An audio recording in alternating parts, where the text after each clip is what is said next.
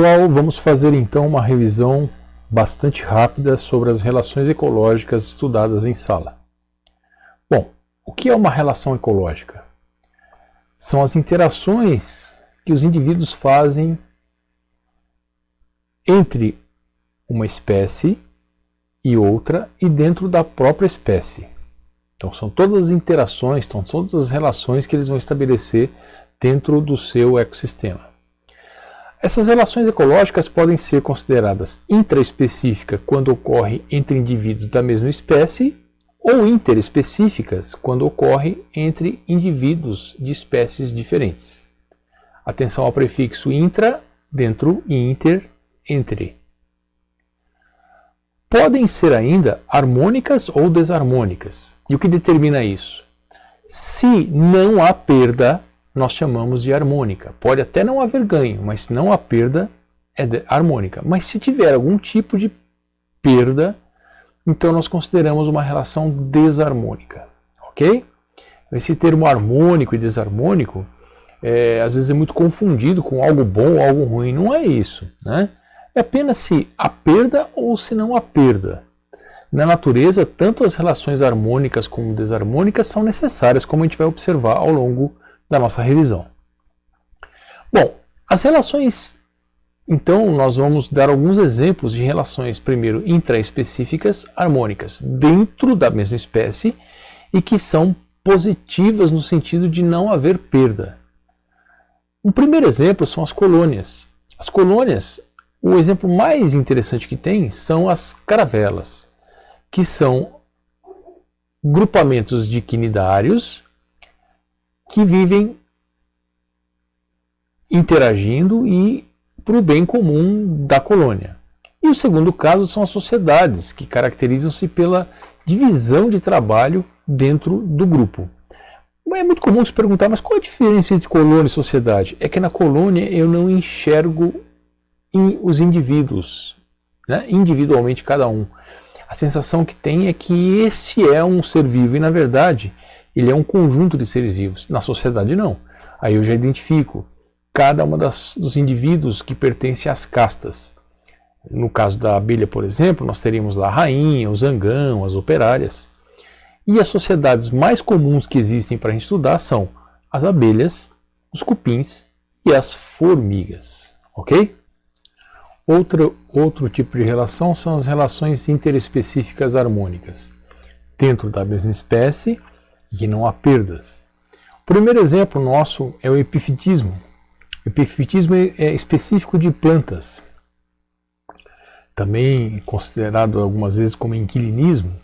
É quando uma planta cresce sobre a outra sem causar prejuízos a ela. Os exemplos mais comuns são as orquídeas, as bromélias e as samambaias. Vejam, por exemplo, essa bromélia crescendo sobre um caule, assim como essa outra, mas não causa prejuízos. Mas por que uma bromélia, ou uma samambaia, ou uma orquídea cresce sobre outra planta? O objetivo é buscar sol, buscar luz.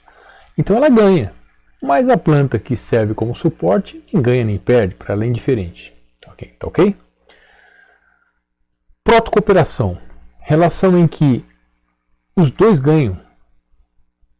Vejam, por exemplo, esse caso do cavalo e de uma garcinha, chamada garcinha boiadeira. O que ela está fazendo sobre o cavalo?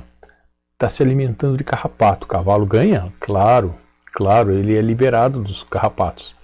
E a garcinha tem alimento fácil. Ok? Eu até vejo o que está escrito no desenho, né? na imagem. Não há incômodo onde há protocooperação. Ninguém está incomodado na relação. Um outro exemplo, esse indivíduo aí, é o mutualismo. Mutualismo é quando duas espécies se relacionam com ganho para as duas. Você pode perguntar, qual a diferença então da protocooperação? É que no mutualismo há uma dependência vital um do outro. Na protocooperação não. Se o cavalo brigar com a garcinha, né, vamos supor que aconteça isso, ele não vai morrer por isso. Bem? Nesse caso aqui não. Quem é esse indivíduo aqui? Lembram? Líquens. Líquens são associações entre algas e fungos. As algas são plantas que vivem dentro d'água. O grande sonho de toda a alga é sair da água um dia. O fungo realiza esse sonho para a alga. Ele fala: olha, eu deixo você viver aqui fora, forneço umidade para você, retiro a umidade do ar, forneço para você, desde que você me dê comida fácil.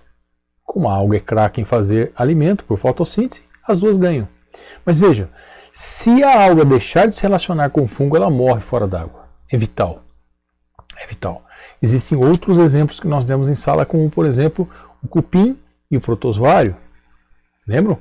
Ou ainda a raiz e os fungos, aumentando a capacidade de absorção das raízes, chamados micorrizas. Bem, esses são as relações de mutualismo. Olha que bacana esse líquen na árvore.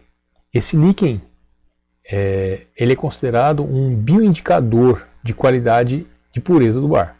Regiões onde haja poluição não se encontra esse tipo de líquens, tá bem? Detalhe importante aí para o líquen dentro da ecologia. Bom, vamos ver agora mais um tipo de relação interespecífica harmônica, o comensalismo. Comensalismo é quando um se beneficia e para o outro tanto faz, é neutro. O exemplo mais clássico é esses peixinhos que ficam nadando perto do tubarão. O que eles estão querendo? Quando o tubarão caçar uma grande presa, ele pega o resto. O que o tubarão ganha com isso? Aparentemente nada, né? E o que o peixinho ganha com isso? Comida fácil, então vale a pena ficar pertinho, grudado ali no tubarão. Ok?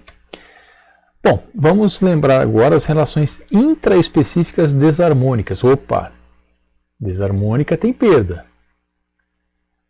Competição. Nossa, mas competição é desarmônica? Sim. Toda competição leva a perda. Existe competição intraespecífica e interespecífica, tá? E a competição sempre acontece, no caso da intraespecífica, por 3 motivos. Ou é por comida, ou é por espaço, e principalmente por acasalamento. Então, 2 machos brigando pela fêmea, e os 2 perdem na relação, viu? Todo tipo de competição leva a perda para os 2 lados. Pensamos agora na relação interespecífica desarmônica. Primeiro, predatismo. Óbvio, presa-predador. Quem ganhou? A presa. Quem perdeu? O predador. Né? Eu pus como exemplo aí essa planta insetívora que está caçando um insetinho, né? Portanto, é um tipo de predação. É muito comum se perguntar, mas por que a planta vai caçar alguma coisa se ela faz fotossíntese, meu Deus? Ela produz fotossíntese.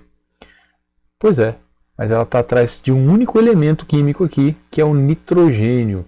Então essas plantas crescem em solos pobres em nitrogênio. Então ela desmonta o inseto só para tirar o nitrogênio. Veja só, né?